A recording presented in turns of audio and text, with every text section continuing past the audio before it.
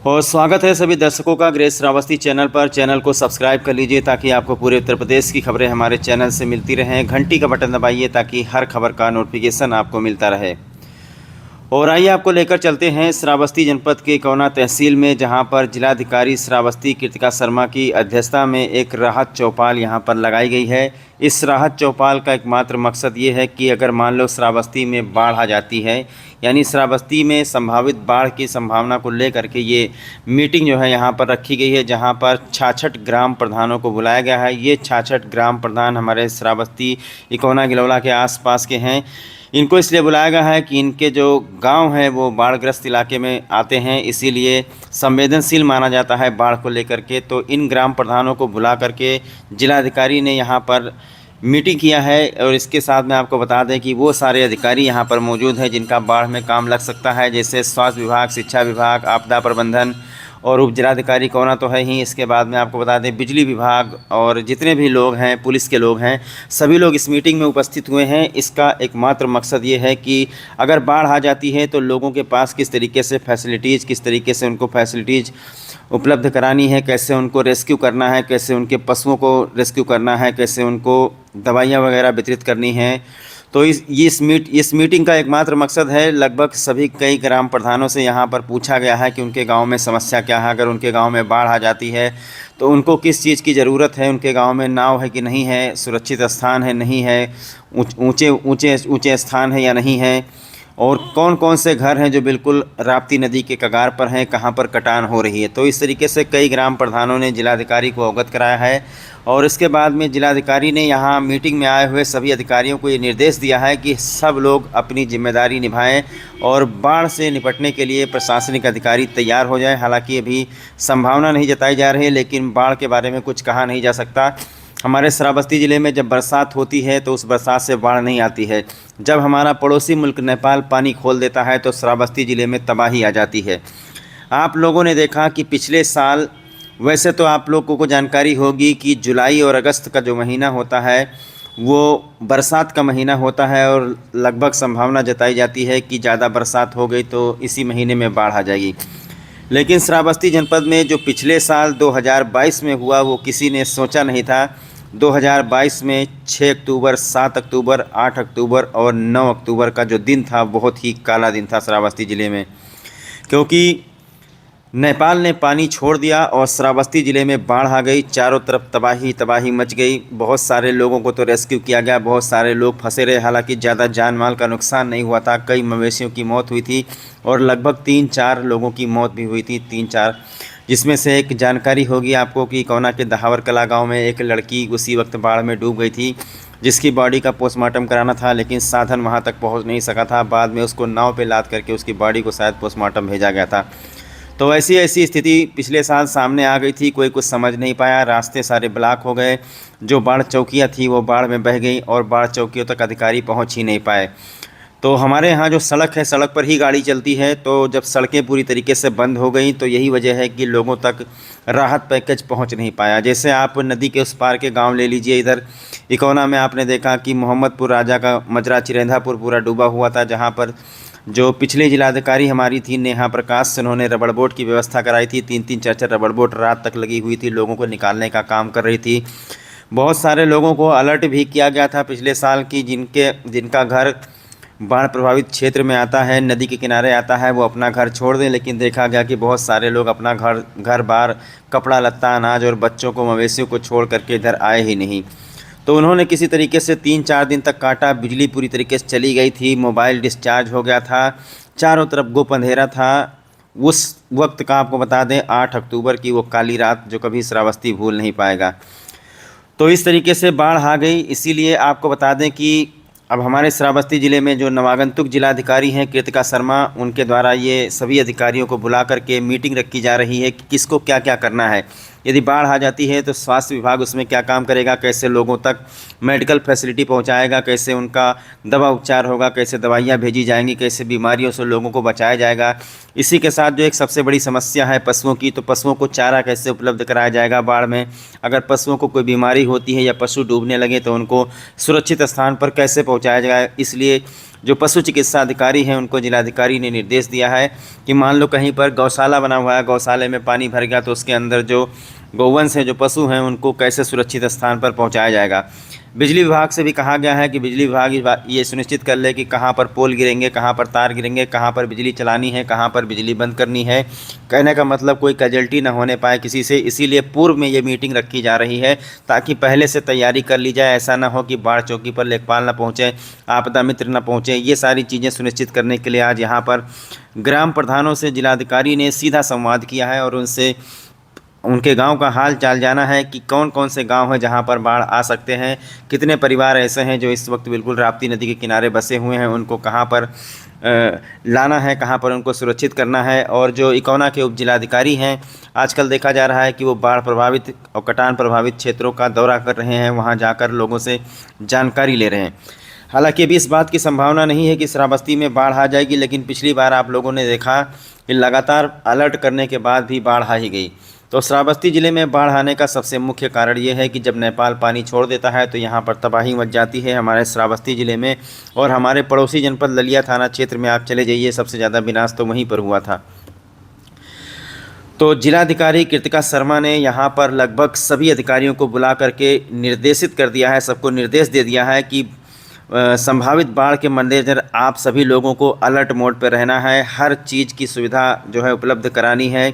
और अभी से गांव में जा कर के चौपाल लगाएं सभी अधिकारी और जाके ग्रामीणों को बाढ़ के बारे में जानकारी दें कि कैसे उनको बाढ़ आने पर ऊंचे स्थानों पर, सुरक्षित स्थानों पर जाना है, कैसे अपने मवेशियों को बचाना है, कैसे क्या करना है। और जो राहत पैकेज की बात है, आपको बता दें कि पिछले साल श्रावस्ती में जो अचानक से बाढ़ आई तो जब सारे रास्ते ही बंद हो गए तो कोई भी गाड़ी किसी गाँव तक पहुँच नहीं पाई। एक तरफ से ग्रेट श्रावस्ती चैनल आपसे ये कहना चाहता है दोस्तों कि अगर बाढ़ आ गई तो बाढ़ में आपको कोई बचा नहीं सकता है। बाढ़ में आप ही अपने आप को बचा सकते हैं, अपने बच्चों को, अपने परिवार को, कि उनको सुरक्षित स्थान पर ले जाएं। मजबूत घर है अगर आपका तो आप छत पर रह जाएं। पेड़ पौधे आपने देखे होंगे, उनसे उनके किनारे कुछ लोग रह जाते हैं, उसके ऊपर चारपाई रख लेते हैं। और जहाँ तक हो कि अपने जान माल की सुरक्षा करें, अपने परिवार को बचाने की कोशिश करें। तो जब प्रशासनिक अधिकारी अलर्ट करें कि राप्ती नदी का जलस्तर बढ़ गया है तो उसी वक्त जो है आप लोग ऊंचे स्थान पर चले जाएं, विद्यालय में चले जाएं, पंचायत भवन में चले जाएं। बहरहाल ये आइए हम आपको 2008 के बाढ़ की कुछ झलकियाँ दिखाते हैं।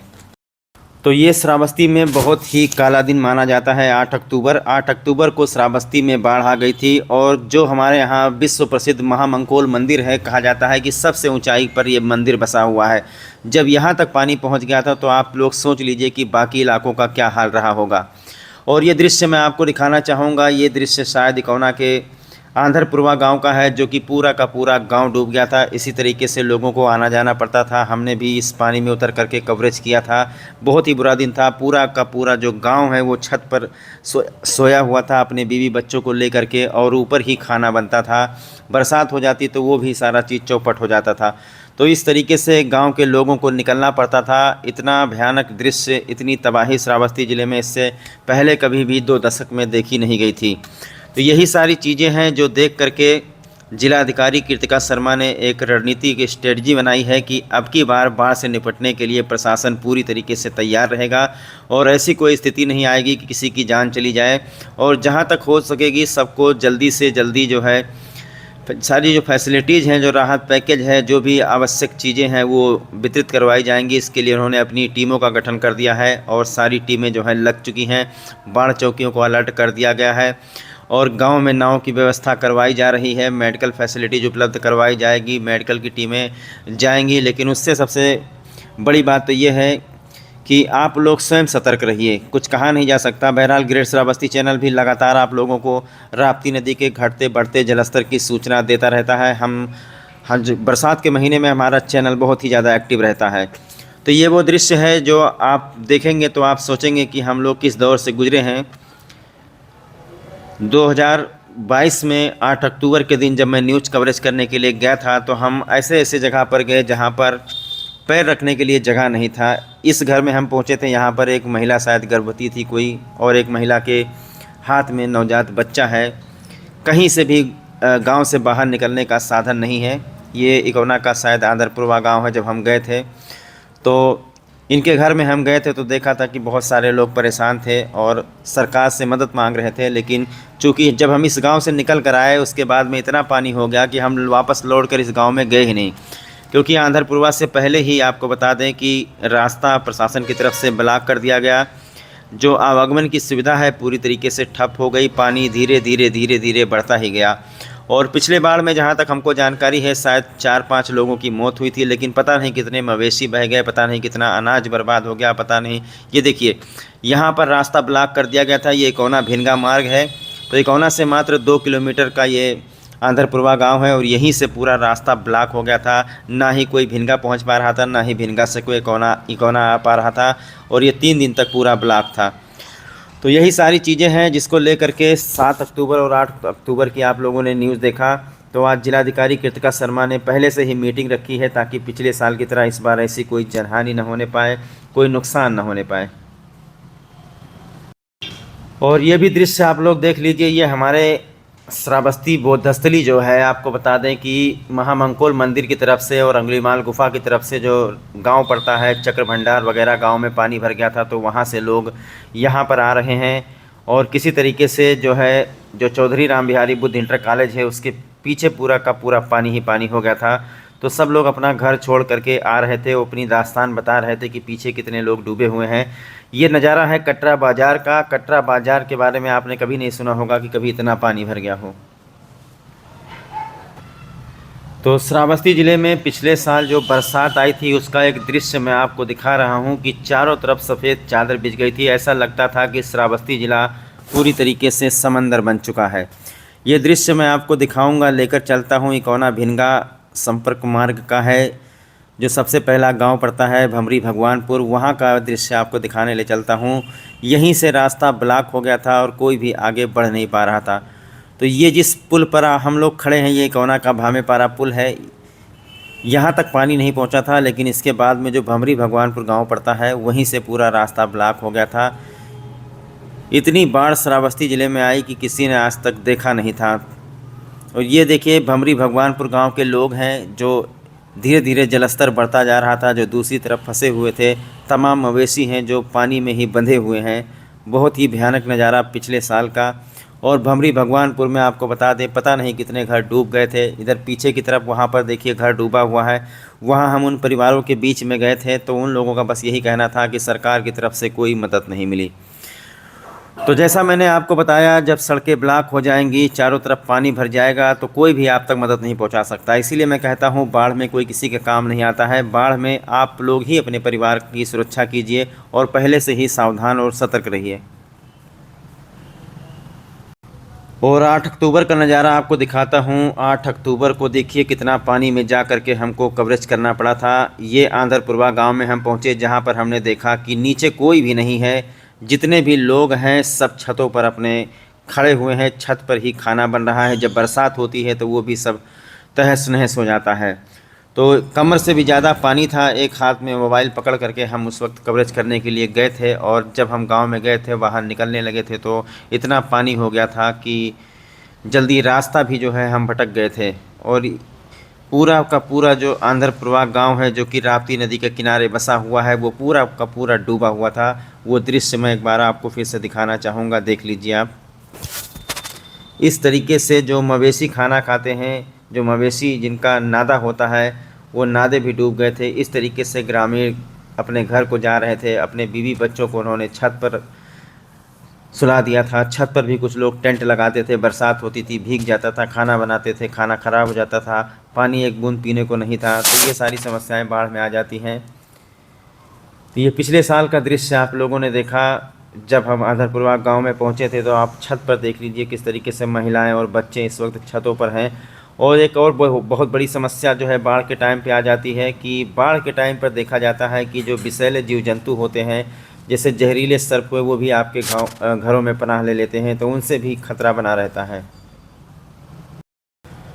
तो दोस्तों, आप लोग ग्रेट श्रावस्ती चैनल को सब्सक्राइब कर लीजिए ताकि आपको पूरे बाढ़ की खबरें हमसे मिलती रहें। बरसात के महीने में हमारा चैनल ज़्यादातर एक्टिव रहता है। और ग्रेट श्रावस्ती चैनल अपने सभी दोस्तों से कहना चाहता है, दोस्तों बरसात के सीज़न में आप लोग भी एक्टिव रहिएगा। हमारा नंबर आप लोगों के पास है। कोई भी सूचना होगी, कोई भी खबर होगा, कोई भी वीडियो होगा, आप लोग हमारे चैनल पर भेजिएगा।